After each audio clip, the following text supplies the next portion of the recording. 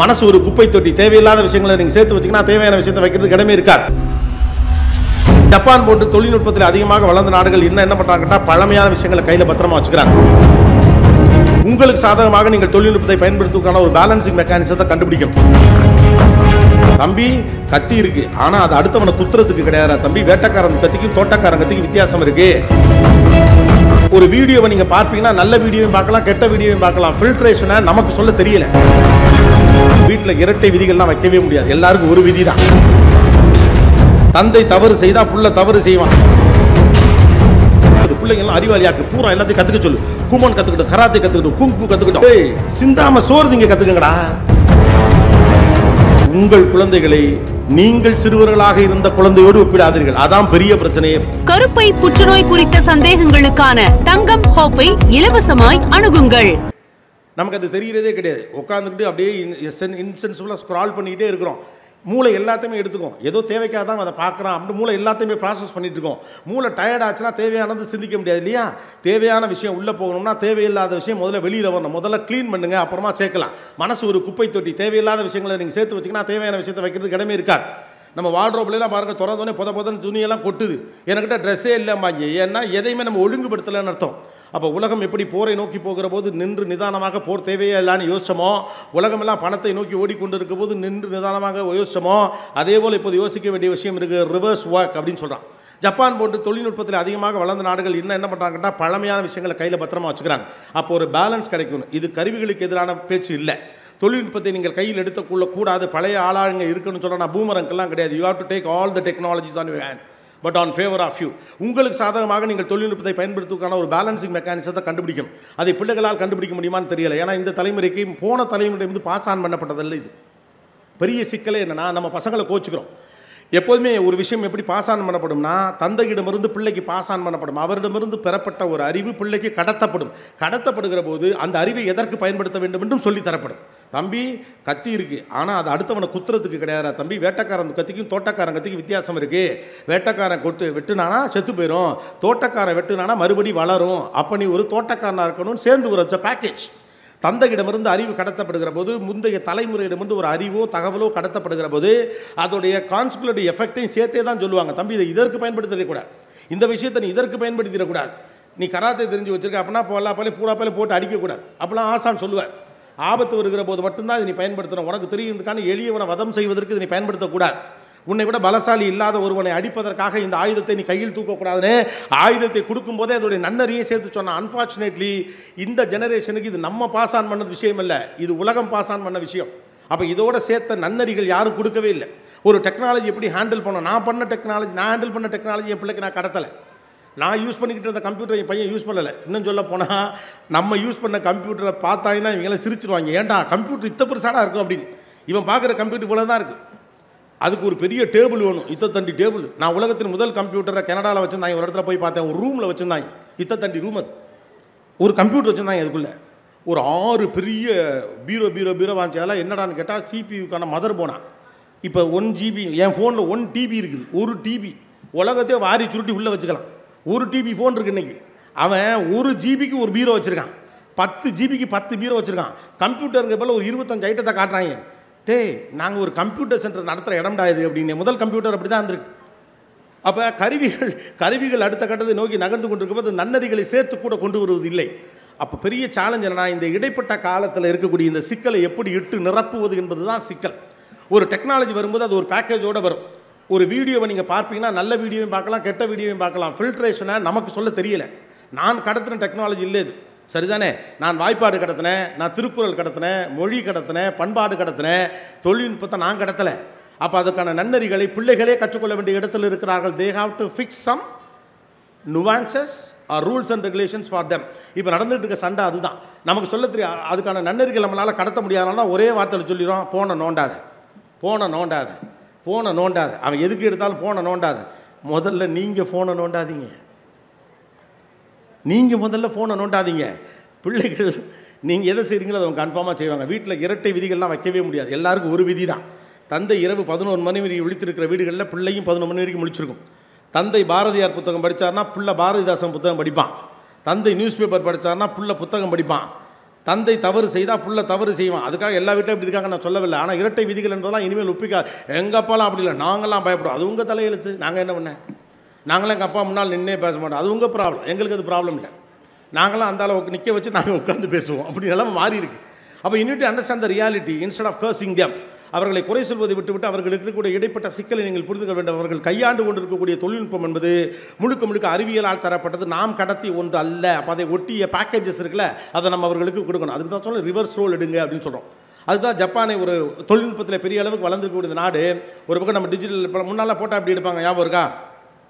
ஒரு நல்ல ஃபோட்டோ எடுப்பாங்க, ஏன்னா ஃபிலிம் ரோல் எல்லாரும் ஃபிலிம் போயிடும்.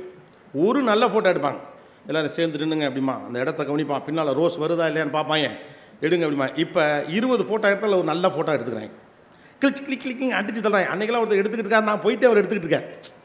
சார் ஒரே ஒரு ஃபோட்டோங்கிறாங்க. ஆனால் நிற்க வச்சு கிளி எல்லாத்தையும் அடித்து என்ன எக்ஸ்ரேவாக எடுக்கிறாங்க. நன்றி தம்பி அப்படின்னு நான் போயிட்டேன். அவர் எடுத்துக்கிட்டே இருக்காப்புல, நான் இருக்கேன்னு நினச்சி ஏதோ ஒன்று அவன் புறமண்டையாவது தெரியட்டும் அப்படின்ட்டு இப்படியெல்லாம் எடுக்கிறாங்களே. எதுக்குன்னு? கோபிநாத்தின் மூக்கு என்னதுக்கு? எய்ம்லெஸ். கிடைச்சா போதும், பெர்ஃபெக்ஷனை பற்றி கவலையே கிடையாது. இப்போ ஏன்னா there are choices. என்னால் 10ல் ஒன்றை சிறந்ததாக தேட முடியும். அப்போ ஜப்பான் என்ன பண்ண ஆரம்பித்தாங்க அப்படின்னு கேட்டால் ரிவர்ஸ் ரோல் எடுத்தாங்க. இன்னமும் ஃபிலிம் கேமராவை பயன்படுத்தி ஃபோட்டோ எடுக்கிற பழக்கத்தை அவர்கள் பத்திரமாக வைத்திருக்கிறார்கள். வேகமாக ஓடுகிற போது ஸ்லோவாக பேலன்ஸ் பண்ணுங்க அப்படின்ட்டு. இன்னமும் கிராமஃபோன் கரெக்டாக எடுத்து அந்த நூலில் வைக்கணும், அடிக்கியான்னு கத்துது, கரெக்டாக தூக்கி இங்கே வைக்கணும். இப்போ ஒரு பிளேலிஸ்ட்டு 1000 பாட்டு இருக்குது, எந்த பாட்டுமே நல்லா இல்லை. ஏன்னா எது நல்லா இருக்குன்னு நமக்கு தெரியல, எது பிடிச்சிருக்குன்னு தெரியல. கொடுப்பதை சுவீகரிக்கும் இடத்துல இருக்கிறோம். Consumer is the most toxic thing. அது எதை பற்றியுமே யோசிக்காது, அதை எடுத்துக்கணும் நினைக்கிறேன். நம்ம அந்த இடத்துல வந்து மாட்டியிருக்கோம். இந்த ஜெனரேஷனுக்கு நீங்கள் கொடுக்க வேண்டிய புதிய இலக்கணம் தேர்வு செய் என்பது தான், சுவீகரி என்பதில்லை. சுவீகரிக்கிற இடத்துல இருக்கும் எதுவுமே கவனிக்க மாட்டாங்க, அதை அனுபவிக்கணும் மட்டும் தான் நினைப்பாங்க. நம்ம அந்த இடத்துக்கு வந்து உட்காந்துருக்கோம், எல்லாத்தையும் சுவீகரிக்கணும். இன்ஃபர்மேஷன் கிடக்குது, பிள்ளைங்கள்லாம் அறிவாளியாக்கு, பூரா எல்லாத்தையும் கற்றுக்க சொல்லு. குமோன் கற்றுக்கிட்டோம், கராத்தே கற்றுக்கிட்டோம், குங்ஃபு கற்றுக்கிட்டோம். டேய் சிந்தாமல் சோறு திங்க கற்றுக்குங்கடா, இல்லையா?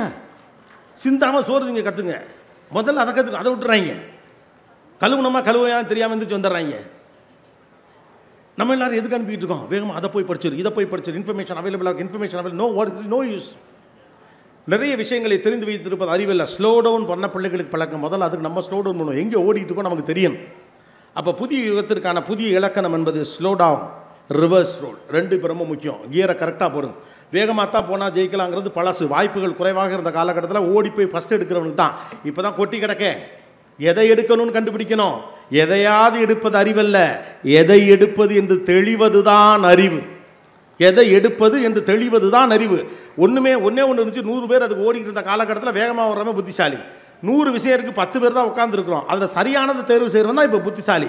புத்திசாலிக்கான அடையாளம் மாறிவிட்டது என்பது நீங்கள் உணராத வரைக்கும் பிள்ளைகளை எந்த வழியில் நடத்துவது என்பது உங்களுக்கு புரியாமல் போகும். ஒத்த வார்த்தையில் கருவிகளை பயன்படுத்தாது என்று சொல்லிட்டு போயிட்டே இருக்கீங்க. No, it is not at all possible. கருவிகள் இல்லாமல் நடக்க போவதே கிடையாது. அது எல்லாத்தையும் செய்யும். எல்லாத்தையும் இப்படி தான் பண்ணிட்டு இருக்கு. வீட்டுக்கு நடுவில் ஏதாவது ஒரு எலக்ட்ரானிக் டிவைஸை வச்சுருக்காங்க. தலைக்கு மேலே கிளாக் இருக்குது. நீங்கள் இந்த பிள்ளைகிட்ட அப்படி உட்காந்துருக்குன்னு வச்சுங்களேன், உள்ளே போய்ட்டு தம்பி மணி என்னன்னு கேளுங்க. Alexa what is the time now அப்படின்னு அதுட்டு தான் கேட்குறேன். அது கரெக்டாக சொல்லு. ஏன்ப்பா தலைக்கு மேலே தான் நான் எதுக்குடா நிமிந்து அதை பார்த்து டயத்தை வேஸ்ட் பண்ணாமல் என்ன பண்ண போகிறீங்க? சும்மா தான் இருப்போம். அப்புறம் இதை பார்த்து சொன்னேன்னா அது பழக்கம் இல்லை. அப்போ மனிதனுடைய எம்பத்தி இஸ் த பிக்கஸ்ட் ப்ராப்ளம். இது அவர்களுடைய குறை என்று நான் சொல்லவில்லை. மாறி இருக்கக்கூடிய வாழ்க்கை முறைக்கு ஏற்றார் போன்ற அறிவுரைகளை நீங்கள் அவர்கள் சொல்லணும். உங்கள் அப்பா உங்களுக்கு சொன்ன அறிவுரையை உங்கள் பிள்ளைக்கு சொல்லலாம் ஒரு புண்ணியமும் இல்லை. நீங்கள் வாழ்ந்த வாழ்க்கைக்கும் அவர்கள் வாழ்க்கைக்கும் சம்மந்தமே இல்லை. அதனால தான் அடுத்த முக்கியமான விஷயம் want to tell you, don't compare your kids with other kids. அது கூட இப்போ குறைஞ்சிருச்சு. உங்கள் குழந்தைகளுடன் இன்னொரு குழந்தையை ஒப்பிடாதீர்கள்னு சொல்லுவாங்கள்ல, அது குறைஞ்சிருச்சு. இப்போ பிரச்சனை, உங்கள் குழந்தைகளை நீங்கள் சிறுவர்களாக இருந்த குழந்தையோடு ஒப்பிடாதீர்கள். அதான் பெரிய பிரச்சனையே. நான்லாம் 8 வயசு இருந்தப்ப நீ என்ன பண்ணேன்னு எனக்கு தெரியும். நான்லாம் 10 வயசு இருந்தப்ப அதன் வழியாக நம்ம பிள்ளைகளை சிறுமப்படுத்த முயற்சிக்கிறோம். நான் ஒழுக்கமானவனாக இருந்தேன், நான் சரியான நபராக இருந்தேன், நான் சொல் பேச்சு கேட்கும் பிள்ளையாக இருந்தேன், நான் அறிவாளியாக இருந்தேன், நீ மூடனாக இருக்கிறாய். சொல் பேச்சு இதுதான். அதுக்கு தான் அந்த கம்பேரிசன் பண்ணுறோம். நான் பெரியாளா நீ பெரியாளா, நீங்கள் பெற்றதுக்கிட்டே போட்டி போட்டிங்கன்னா அவன் ஒத்த கேள்வியில் கேட்டுட்டு போயிடும். அவன் 4 கேள்வி கேட்டால் அவ்வளோதான், நாக்க பிடிங்க வேண்டியதான். எம்ஏ ஃபஸ்ட் கிளாஸ் வச்சுக்கிட்டு இப்போ என்ன பண்ண போகிறீங்க? அவன் படக்குன்னு ஒரு கேள்வி கேட்பான், ஒரு கேள்விக்கு உங்கள்கிட்ட பதிலே தெரியாது இல்லையா? இப்போ வெலாசிட்டி ஆஃப் திஸ் ஒன் சொன்னால் சரி ஓகே தேங்க்யூ நன்றி வணக்கம் அப்படி முடிச்சுட்டு போயிட வேண்டியதான். அப்போ உங்கள் பிள்ளைகளை உங்களுடைய பால்யத்தோடு ஒப்பிடுவது தான் இருப்பதிலே பெரிய ஆபத்து என்று சொல்லுகிறார்கள். அது உங்களுக்கு உங்கள் பிள்ளைகளுக்கு ஏன் இதை நான் ஒப்பிடுறோம் அப்படின்னு சொன்னால், நான் சிறந்தவன் என்று நிரூபிக்க பார்க்கிறோம். பிள்ளைகளிடம் நீங்கள் சிறந்தவன்றெல்லாம் நிரூபிக்க முடியாது. நீங்கள் சிறந்தவராக சிறுவயதில் இருந்தது எனக்கு கணக்கே கிடையாது. நான் பிறந்த பிறகு நீங்கள் எப்படி இருக்கிறீர்கள் என்பது மட்டும்தான் எனக்கு கணக்கு. வாழ்ந்து தான் காட்ட முடியும், நிரூபிக்கலாம் முடியாது. நான் 7ஆம் கிளாஸ் படிக்கல, எங்கள் டீச்சர் பார்த்தா என்னை ரொம்ப விரும்புவாங்க, நான் ப்ளூ கிளாஸ் சொல்ல, நான் ப்ளூ குரூப்போட லீடராக இருந்தேன், நான் பேஸ்கெட் பால் பிளேயர், நான் டென்னிஸ் பிளேயர். ப்ரூஃபு 10ஆம் கிளாஸ் சர்டிஃபிகேட் எரிஞ்சு போச்சு, 12th சர்டிஃபிகேட் காணா போச்சு. 650 மார்க் எடுத்து பாஸு பார்டரில் சொல்கிறலாம் 1100 சொச்சம் எடுத்தேன். அது பிடிக்காம தான் ப்ளூ கலர் கையிலே கட்டி வீட்டில் அலைஞ்சிக்கிட்டு இருக்கேன். Don't compare your kids with your own days. அப்படி நீங்கள் பண்ண பிள்ளைங்களுக்கு உங்கள் மேலே ஒரு எதிர்வினை ஆற்றும் எண்ணம் தான் வரும். நான் என் தந்தையை விட சிறந்தவனா இல்லையா என்கிற ஒரு சிக்கல் வரும். பிள்ளைகளுக்கு அறிவு போதிப்பதோடு எம்பத்தியை போதிங்க, அவன் தான் அடுத்து ஜெயிப்பான் அப்படிங்கிறான். சமீப காலமாக ஆர்டிஃபிஷியல் இன்டெலிஜென்ட் அந்த சம்மந்தப்பட்ட சிலரோடு பேசுவதற்கும் பேட்டி எடுப்பதற்குமான வாய்ப்பு கிடைத்த போது அவர்கள் சொன்னது ஒன்று தான், எதையெல்லாம் ஆர்டிஃபிஷியல் இன்டெலிஜென்ஸ் ஃபியூச்சரில் செய்யாதோ அது எல்லாத்தையும் மனுஷன் செய்யணும், அவன் தான் வளருவான். யாரிடம் மொழி வளம் இருக்கிறதோ, யாரிடம் பெர்செப்ஷன் இருக்கிறதோ, யாரிடம் இன்டெலிஜென்ஸ் இருக்கிறதோ, யாரிடம் இன்டர்பிரிட்டேஷன் இருக்கிறதோ, யார் அறிவை சரியாக பயன்படுத்துகிறார்களோ, there is something called well directed intelligence. சரியான திசையில் செலுத்தப்படும் அறிவு. அடுத்த பாயிண்ட் அதுதான், சரியான திசையில் செலுத்தப்படும் அறிவு. அதென்ன சரியான திசையில் செலுத்தப்படும் அறிவு? அறிவு இருக்கிறவெல்லாம் ஜெயிச்சிருக்கணும்ல, ஏன் எல்லாரும் ஜெயிக்கல? சோதிச்சு பாருங்க. அறிவு இருக்கிறவெல்லாம் ஜெயிச்சிருக்கணும்ல, ஏன் எல்லாரும் ஜெயிக்கல? சிலர் ஜெயிக்கிறான். தெரிந்தோ தெரியாமலோ அவர்கள் தங்களுடைய அறிவை சரியான திசையில் செலுத்தியிருக்கிறார்கள். உலகத்திலே பயனற்றது அறிவு தான் என்னை பொறுத்த வரைக்கும். அதை சரியாக நீங்கள் பயன்படுத்தலைன்னா, அறிவு இருக்கக்கூடிய ஒருத்தன் அதை சரியாக பயன்படுத்தாமல் போகிறான்னா ஊரில் இருக்க எல்லா பள்ளியும் பிச்சு தின்னுபிடுவான். இந்த ஊர் முழுக்க முட்டா போடுவேன், ஒருத்தனுக்கு என்ன புரியலை, இந்த உலகம் எனக்கு எதிராக நிற்கிறது, நான் எவ்வளோ பெரிய அறிவாளி, என்னை யாரும் புரிந்து கொள்ளவில்லை, அதெல்லாம் நீங்கள் தான் புரிய வைக்கணும். அப்போ அறிவை நீங்கள் சரியாக பயன்படுத்தலை, அப்ளை பண்ணலை, அதுக்கான நாலேஜ் உங்கள்கிட்ட இல்லை, நான் பெரிய பிரச்சனை வந்துடும். ஏன் அப்ளை பண்ணுறதுல நமக்கு தயக்கம் இருக்குது, எனக்கு இது தெரியும் என்று சொல்ல தயக்கம் இருக்குது. Communication skill, that's a problem. விஷயம் நிறைய தெரியுது, ப்ரெசென்ட் பண்ண தெரியல, அதான் அப்ளிகேஷன். ஒரு உரையாடலை எப்படி தொடங்குவது என்று இந்த தலைமுறை பிள்ளைகளுக்கு தெரியவில்லைங்கிறான். ஜென்சி கிட்ஸை வேலைக்கு எடுப்பதற்காக கிட்டத்தட்ட 60% மேலான நிறுவனங்கள் பயப்படுவதாக சொல்லுகிறார். ஏனென்றால் அவர்கள் சொல் பேச்சு கேட்பதில்லை, இவர்கள் சொல்லுவது புரிவதில்லை, உடனே டயர்டாகிறாங்க, வேலையை விட்டு உடனே போயிடுறாங்க, சண்டைக்கு வராங்க அப்படிங்கிறான். ஏன்? கருவிகளோடு புழங்கி பழகுகிறார்கள். பேசுங்க, வீட்டுக்குள் உரையாடல் நிகழ்த்துங்கள். உரையாட தெரியாத வீடுகள் இனி வளரவே முடியாது. எம்பத்தி மேட்டர்ஸ், நாட் த டெக்னாலஜி. மனிதனின் அறிவும் மனிதனுடைய எம்பத்தியும் தொழில்நுட்பத்துடைய உச்சமும் ஒரு கட்டத்தில் சேரும். அந்த சேர்ற இடம் தான் ஒருத்தர் வளருவதற்கான அறிவு. அந்த இடத்துக்கு போய் உங்களால் நம்ம பிள்ளைகளை தொட வச்சுட்டோம்னா அவங்க கிளியர் கட்டாக இருப்பாங்க. இல்லாட்டி அவங்க ரெபலிஸ்டிக்காக மட்டும் தான் இருப்பாங்க. சண்டை போடுறது பேர் வீரம் நினைப்பாங்க. நம்மளாம் அப்படி தான் நினச்சோம் இல்லையா? வீரம் என்று எதை நினச்சிக்கிட்டு இருந்தோம்? திருவிழாவில் எங்கள் ஏரியாக்காரங்க எவனாவது வம்புழுத்தானா கையை பிடிச்சி ஒடிச்சுட்டு மாப்பிள்ள ஒத்த கையை தொங்க விட்டோம்ல அப்படின்னு சொல்லிட்டு தெரிஞ்சது. ஆனால் வீரம்னு பின்னால் தான் தெரிஞ்சது இதல்ல வீரம் அப்படின்னு. வீரம் என்பது இதுவல்ல என்பது தெரிந்தது அப்போதுதான். எனக்கு ஆத்திரம் வந்த போதும் அடக்கி கொண்டிருந்தது தான் வீரம் என்று புரிகிற போது தான் வீரம்னா எனக்கு என்னன்னு புரிஞ்சுது. எளியவனை தாக்கக்கூடாது, பாவம் அவன் அப்படின்னு தெரிஞ்சப்போ தான் எனக்கு தெரிஞ்சு உண்மையான வீரம்னா என்னன்னு. அப்போ சில காலங்களில் ஒவ்வொரு காலத்தில் definition of what you believe will change over the experiences and எக்ஸ்போஷர்மா. நீங்கள் எதையெல்லாம் வரையறுத்து வைத்திருந்தீர்களோ அதெல்லாம் உங்கள் அனுபவத்தின் அடிப்படையில் அதற்கான அர்த்தம் மாறிக்கொண்டே இருக்கும். அப்படித்தான் வாழ்க்கையோட அர்த்தம் மாறிக்கொண்டே இருக்குது. ஒரு காலகட்டத்தில் பணம்னா என்ன யோசிச்சு பாருங்கள். மனிதனுடைய ஆரம்ப காலத்தில் பணம்னா என்ன? முதல்ல பணமே இல்லை. நான் கத்திரிக்காய் கொடுப்பேன், அவன் வெண்டிக்காய் தருவான். அண்ணா அதுக்கு முன்னால் ரொம்ப சுமூகமாக ரொம்ப சந்தோஷமாக இருந்தோம். மனுஷன் விவசாயம் பண்ண ஆரம்பித்த பிறகு தான் நிறைய சண்டையை வந்துச்சுக்கிறான். நம்ம விவசாயத்தை கொண்டாடுறான், நான் இல்லைன்னு சொல்ல. முதல்ல மனுஷன் என்ன பண்ணான்னா அவனுக்கு பிடிச்சதை பிடிங்கி தின்னு இருந்தான். எல்லாருக்குமான கொஞ்சம் உயரமாக இருக்கவன் மேலே இருக்கிறத பிடிங்கி திம்பான், கொஞ்சம் உயரம் குறையாக இருக்கேன் கீழே இருக்கிறத பிடிங்கி திம்பான், பிடிச்சதை பிடிங்கி திம்பாய். இல்லைன்னா அண்ணன் இந்த எட்டலை எடுத்து கொடுமா, அவன் பிடிங்கி கொடுப்பான். அவ்வளவுதான். போகிற இடத்துல தங்கினாங்க, யாருக்கும் எந்த இடமும் சொந்தம் கிடையாது. தங்குற இடம் சொந்த இடம், தங்கிட்டு போயிட்டே இருப்பான். மனுஷன் மூவிங்லேயே இருந்தான். சேப்பியன்ஸ் புத்தகத்தில் அற்புதமாக அவால்னோரா சொல்கிறாரு, மனிதன் தன்னை காப்பாற்றிக் கொள்வதற்காக கோதுமை விதைத்தான், கடைசியில் கோதுமையை காப்பாற்றுவதே அவன் வேலையாகி போனது அப்படிங்கிறார். மனுஷன் தன்னை காப்பாற்றுறதுக்காக கோதுமை விதைச்சானா, கோதுமை விதைக்கிற வரைக்கும் அவனுக்கு கிடைச்சதெல்லாம் சாப்பிட்டான், எல்லாருக்கும் எல்லாம் இருந்துச்சு. கோதுமை விதைச்சவனே விதைச்சவன் பெரிய புத்தாலி ஆகிட்டான், அவனுக்கிட்ட அதிகாரம் வந்துருச்சு. கோதுமையை ஈயெல்லாம் வந்து திங்கவும் ஈய விரட்டுறதுக்கு அங்கே உட்காந்தான். வளர்ந்து நின்றவனே குதிரையில் வந்த கொள்ளையர்கள் எல்லாம் திருட வந்தாங்க, கருவிகள் செய்ய ஆரம்பிச்சான், அவங்களோட சண்டை போடணும்ட்டு. கடைசியில் கோதுமை விளையிற வரைக்கும் நகரவே முடியல, குடிசையை போட்டு அங்கேயே உட்காந்துட்டான். சந்தோஷமாக தெரிஞ்சவன் ஆக்கி தின்னணும்னு ஆரம்பித்தப்போ வந்துச்சு பிரச்சனை அப்படிங்கிறான். கோதுமை தன்னை காப்பாற்றும் என்று விதைத்தான் மனிதன், கோதுமை காப்பாற்றுவதே மனிதனுக்கு பிரச்சனையாகி போனது. ஒவ்வொரு காலகட்டத்தில் ஒவ்வொன்று ரைட்டா. அப்படி விதைச்சோம், வளர்ந்தோம், போனோம். ஒரு இடத்துல காசுன்னு ஒன்று வந்துச்சு. காலனா கொடுத்தா கத்திரிக்காய், அரையனா கொடுத்தா முருங்கைக்கான்னு ஏதோ ஒன்று நடந்துச்சு. அப்போ அதற்குடைய பேர் எனக்கு தேவைப்படக்கூடிய ஒன்றை நான் வாங்குவதற்கான பயனை தருவதன் பெயர் பணம். That is the meaning of money on those days. அடுத்த கட்டம் என்ன பார்த்தானுங்க, காசு இருந்தால் பொருள் வாங்கலாம் போல இருக்கு. இப்போ காசை கொஞ்சம் சேர்ப்போம் அப்படின்னு நினச்சான். காசை சேர்த்தா நம்ம எப்போ வேணாலும் பொருள் வாங்கிக்கலாம்.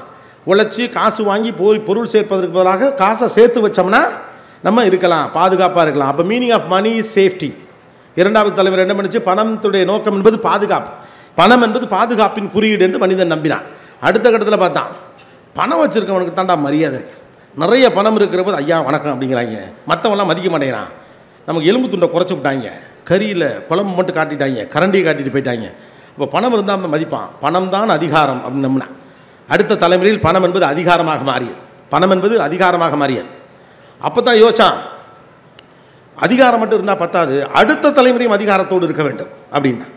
நான் மட்டும் சம்பாரித்து ஆளாகி பெரிய ஊருக்குள்ளே பெருசாக இருந்துட்டால் பத்தாது, எனக்கு வரப்போகிற பிள்ளைகளும் அதிகாரத்தோடு இருக்கணும்னா அவங்களுக்கு நான் சேர்க்கணும். ஒரு வீடு இல்லை 2 வீடு வாங்க, ஒரு தோப்பில் 2 தோப்பு வாங்க, ஒரு காரில் 2 காரு வாங்க, ஊர்லெல்லாம் இடம் வாங்கி போடு, எல்லாம் பண்ணு. அப்போ அடுத்த தலைமுறைக்கு என்ன பண்ணுச்சு? அதிகார பகிர்வுனாச்சு. பணத்துடைய நோக்கம் அதிகார பகிர்வு. அந்த கட்டத்தில் தான் நம்மளுக்கெல்லாம் அப்பா கட்டின வீடு வந்துச்சு. இப்போ இருக்க பசங்களுக்கு இந்த ஜெனரேஷன்கிட்ட பணம்னா என்னன்னு கேளுங்களேன். ஜஸ்ட் 1000 rupeesமா அப்படிங்கிறான். இவருக்கு ஈரக்கொலையெல்லாம் நடுங்குதுட்டே. 1000 ரூபாடா? 1000 ரூபா இல்லைப்பா, 1000 ரூபா. 5000 தோலை தூக்காதங்கிறாங்க. இந்த ஜெனரேஷனுக்கு மணி இஸ் ஜஸ்ட் ஃபன், அவ்வளோதான். வாழ்க்கை வாழ்வதற்கே இவனுடைய கணக்கே அவ்வளோ மட்டும்தான். Money is fun. ஏன்னா அவங்க பயம் இல்லை. நம்மளை மாதிரி நாளைக்கு காலையில் என்ன அவங்கிற நடுக்கம்லாம் இல்லை. வளர்ந்த தேசத்தின் பிரஜைகள் அவர்கள். கொடி கட்டி அப்படி காய போட்டிருக்கு வாய்ப்பு. என்ன வேணாலும் எனக்கு வேணுங்கிறத நான் பிடிச்சி எடுத்துப்பேன். மீ எனக்கு பிடிச்சது வேணும். அவனுக்கு பயம் இல்லை. நம்ம நினைக்கிறோம் அதை தாந்தோண்டித்தனம்னு நினைக்கிறோம். அது ஒரு நம்பிக்கையின் இன்னொரு குறியீடு தான். அவன் நமக்கு வாய்ப்புகள் இல்லாத காலகட்டத்தில் பத்திரமா வச்சுக்கணும்னு நினச்சான். அவனுக்கு என்ன, நாளை காலையில் போனால் அவன் செய்கிறான். ஒரு மாதம் முழுக்க வேலை பார்த்து 1 லட்ச ரூபா பணம் சம்பாரித்து 2 லட்ச ரூபாய்க்கு பார்ட்டி வைக்கிறாங்க. இங்கிட்ட அப்படியே அவங்க குடும்பமே கொண்டு போயிட்டு கொலசாமிட்டு அழுகுது, ஐயோ இப்படி பிள்ளை உருப்படாமல் போச்சேன். அவன் அடுத்த மாதம் 2 லட்ச ரூபா சம்பாரிச்சிருவான். அவரை பொறுத்த வரைக்கும் மணி இஸ் ஃபன். அப்போ பணத்தினுடைய மீனிங் மாறிக்கொண்டே இருப்பதை போல வாழ்க்கையுடைய மீனிங் மாறிக்கிட்டே இருக்கு. கருப்பை புற்றுநோய் குறித்த சந்தேகங்களுக்கான தங்கம் ஹோப்பை இலவசமாய் அணுகுங்கள்.